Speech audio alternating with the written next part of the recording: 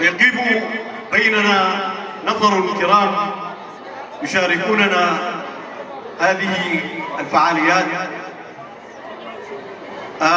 الآن مع كلمة الأخ الدكتور هشام ممثل اتحاد الكرة السودانية في الولايات المتحدة، فليتفضل.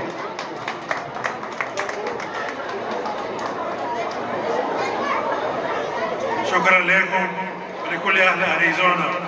أريزونا hi. You did your very best and you were more than hospitable for us. احنا جيناكم هنا ونزلنا عندكم ولقيناكم، يعني انتم اكرمتونا اكرام زايد من اللازم، واحنا بقينا اهل البيت وانتم خير اهل المنزل.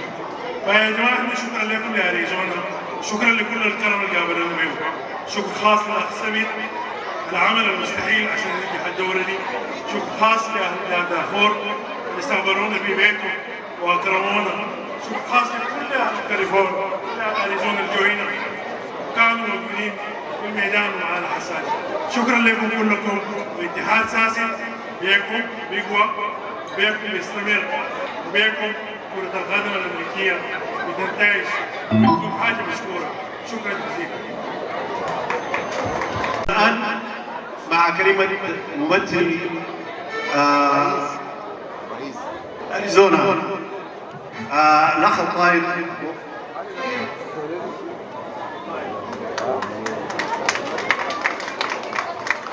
بسم الله الرحمن الرحيم، والصلاة والسلام على رسول الله.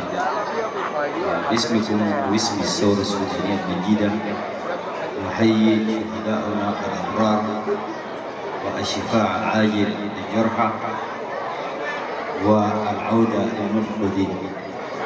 تحية طيبة للاتحاد السوداني الأمريكي وعلى رأسهم الدكتور هشام، الرجل الذي بذل الغالي والنفيس حتى يتم إنجاح هذه الدورة. وتحية خاصة لكل الأخوات الفنداكات، وسوف نسرد لهم يوم خاص للاحتفاء بهن العمل الجبار المقدر، وهن اللي أسهمن وساعدا في إنجاح هذه الفعالية. وتحية خاصة لكل الفرق، كاليفورنيا، نبراسكا، تكساس، وكل الفرق اللي شاركت. وكمان نقول ألف مبروك لفريق تكساس نيل البطولة.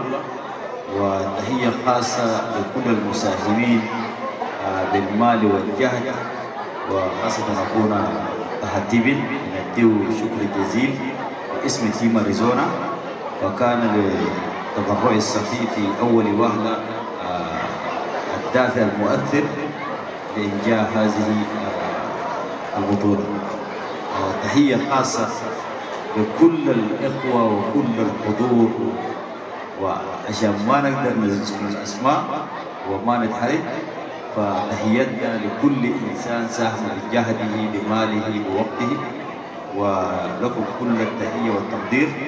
وزي ما أنا قلت هيكون عندنا يوم خاص للاحتفال بحواء السودانية الكنداكة المياري أصحاب الإنجاز التاريخي. وهذه أول دورة ينظمها أريزونا، وإن شاء الله هنعملها أنولي، هيكون أنول إيفنتس، ويكون له الإعداد في المستقبل القريب بلجنة كبيرة.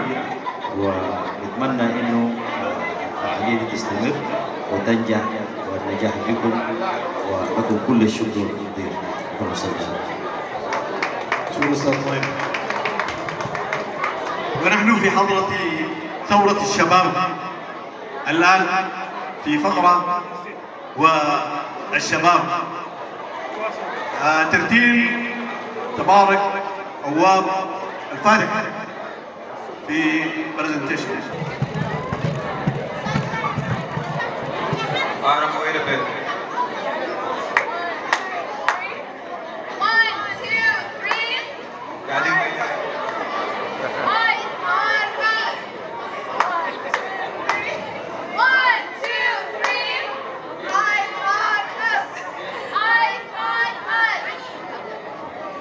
طيب السلام عليكم ونحب نبارك لكم المباريات الجميلة.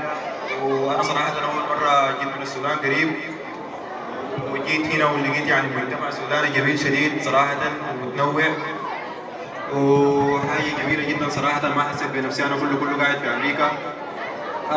نحن Sudanese Advocate Association, and we were with you guys yesterday for the tournament. كنا عندنا tabling, we were explaining posters and telling foreigners about what's happening in Sudan and everything about that. امبارح كنا معاكم نحن Sudanese Advocate Association. نحن we talk about human rights and all of that. We're talking about Sudanese rights at the moment because no one's giving them enough coverage on what's happening in Sudan. And we're going to be giving a presentation explaining how we can help Sudan as Arizona youth and Arizona adults, because a lot of people feel that they're helpless at the moment, but it's not true. Assalamu alaikum everyone, my name is Tertil. So since the beginning of the Sudanese coup, we have seen that we have our youth, Sudanese youth, young men, young women going out into the streets, fighting for the freedom, for our country, for our people. November 25th was the 5th millionth march since the beginning of the coup. People marched so that they can honor the lives of our martyrs, all those who did not sacrifice their lives, but who were murdered and lost their lives at the hands of the vicious military. Our youth continues to go out into the streets to honor the martyrs and continue to show their support for an end to the military rule, for support for no negotiations, no compromises, and no cooperation with those who have the blood of our young girls and young boys on their hands. Regardless of what deals are signed, regardless of the politics that take place, the people on the street are committed, and they will continue to fight for our revolution, for Sudan's freedom, for a Sudan that is free of any military rule and that allows for our youth to live the life that they deserve to live. As the Sudanese youth and the diaspora on the outside, we continue to amplify the voices and demands of our people. It is our duty to fight for our country through our words, through organizing. These youth in front of you are the future for Sudan. Every single person in this room today needs to look at these faces and know that they are out here doing what they can in order to make sure that our Sudan is a free one, that this revolution is inclusive to all Sudanese people, from all regions, from all tribes, who speak all languages.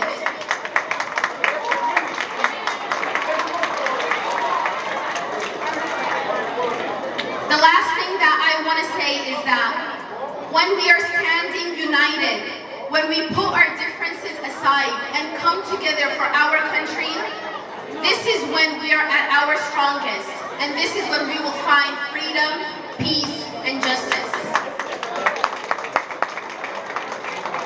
So, my name is Kavadik, everyone. For people that don't know me, I study at U of A, and I want to lead us in something that we could all say together for everyone's attention. So, I want you to repeat after me.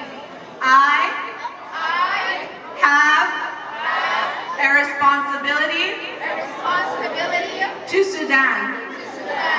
I have a responsibility to Sudan. I have a responsibility to Sudan. I have a responsibility to Sudan. I have a responsibility to Sudan. And I have a role to play for Sudan. I have a role to play for Sudan. And I have a role to play for Sudan.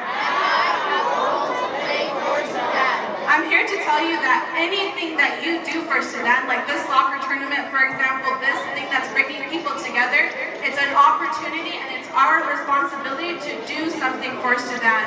So Fatima and Susa are going to be talking about ways in which you can make an impact today for Sudan. And each of you, what do you have? A responsibility for Sudan. Okay. Assalamu alaikum, everybody. My name is Fatima.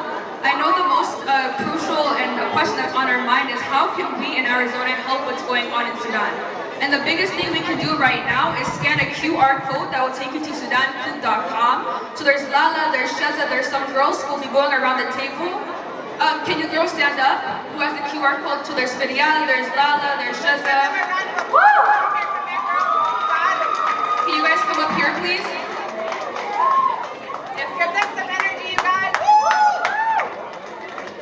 Lala, Shaza, Fidya, Mustafa, you guys have the codes if you guys can go around. And as all the girls that are volunteering to get the QR codes, could you come to the front?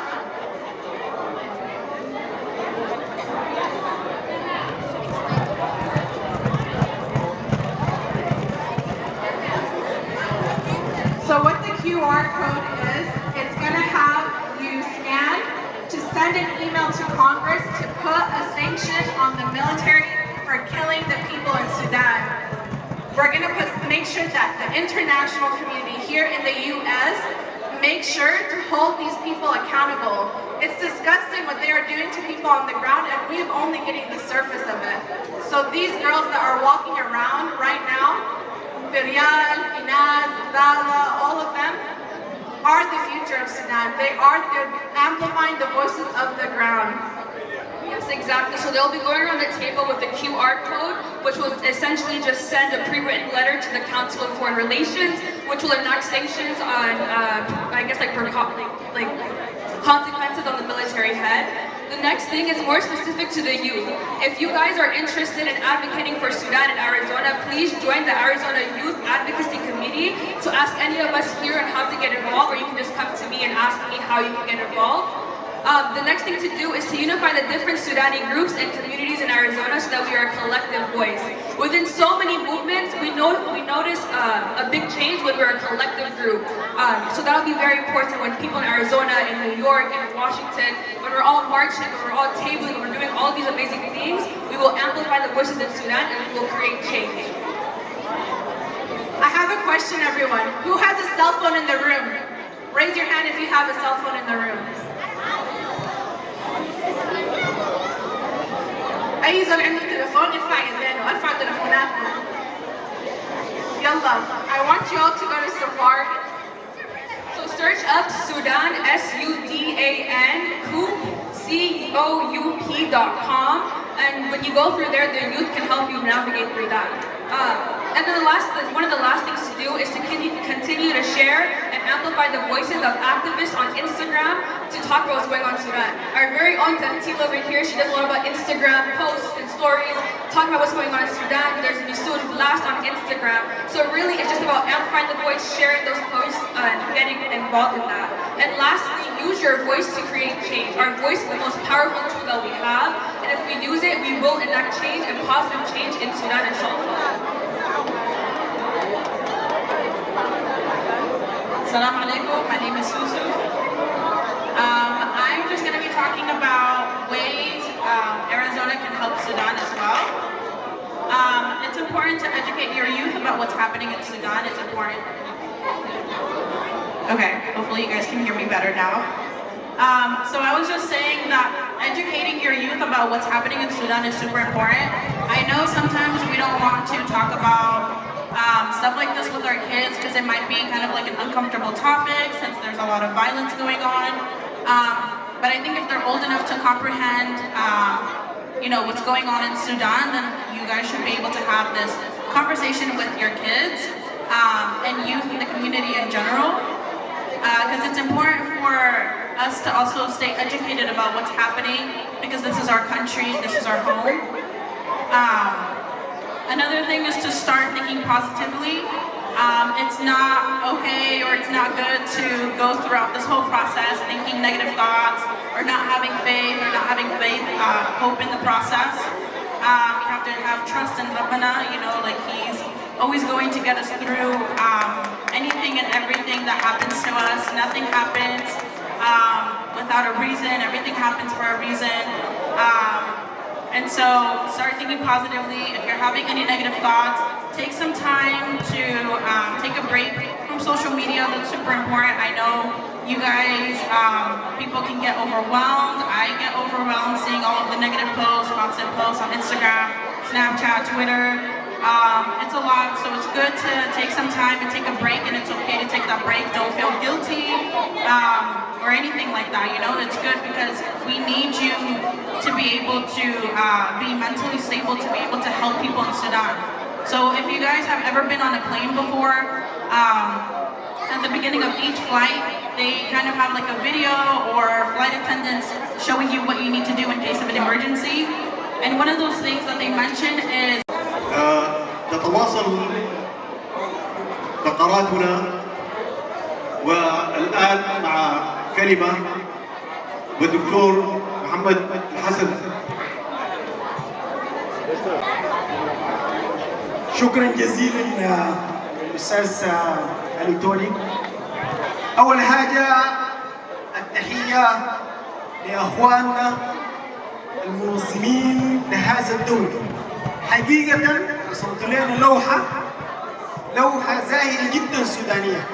أنا عايز الناس تديهم صفقة كبيرة جدا.